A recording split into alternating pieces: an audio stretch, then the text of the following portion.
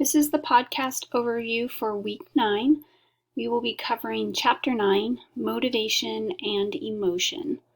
Here is the to-do list for this week. You do have an exam this week. Here are the objectives for chapter 9, and of course you can click here where I give an overview of each of these and go into detail about sort of what to be on the lookout and key things. And your lecture slides for chapter 9.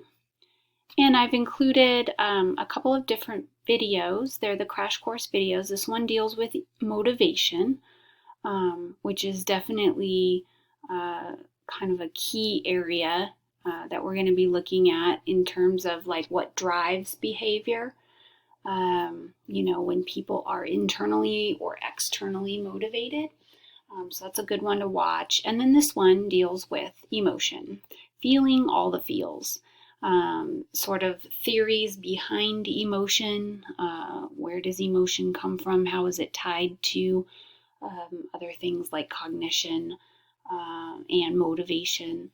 So those are the two videos for this week. Your discussion will be based off of the chapter reading as well as the Hawk 6.2 reading called I Can See It All Over Your Face. It deals with the expression of emotion and the universal expressions of emotions in our facial features. And it's embedded in the research of Paul Ekman and Friesman. And so you're going to want to integrate both the article and the chapter into your responses this week.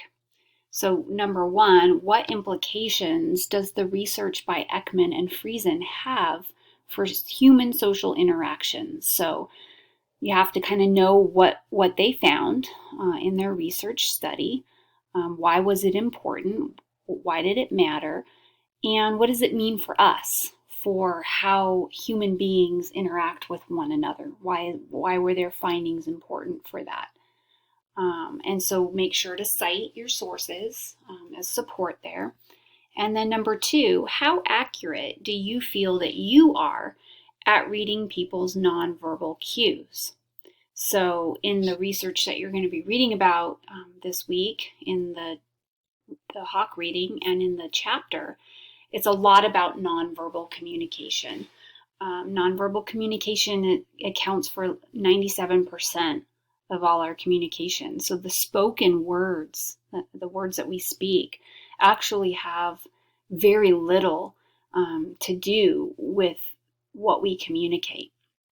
More so important are our body language, our facial expressions, how we hold ourselves, our eye contact, our tone of voice.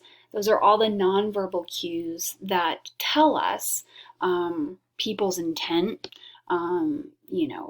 what a person might be thinking or what they might do next, how they're feeling, so very tied to emotion. So how accurate do you feel you are? Just you personally at reading other people's nonverbal cues. Some people, aren't very good at it, admittedly, and it can be hard to tell, what another person is feeling. We sometimes misread people's nonverbal cues a lot, all the time, even people we know well. So how do you feel you do? And then let's go to the research. How accurate is the average person? So based on what research has found, how accurate are we, the average person, at reading other people's nonverbal cues? And then what role does this play in detecting deception? So part of the research that you're going to be reading about is the area of deception research and how we detect deception in others. How do we tell someone's lying? Are there cues that we can use? Are there any sort of surefire giveaways that will cue us into whether or not a person's being truthful? So you want to look at some of that research that's talked about to answer that question there. And that wraps up the discussion for week 9. You have quiz number 8 covering chapter 9, same format as usual. And then you have your 4th exam, which covers chapters 8 and 9. And that as well is the same format as usual. So that wraps up the week.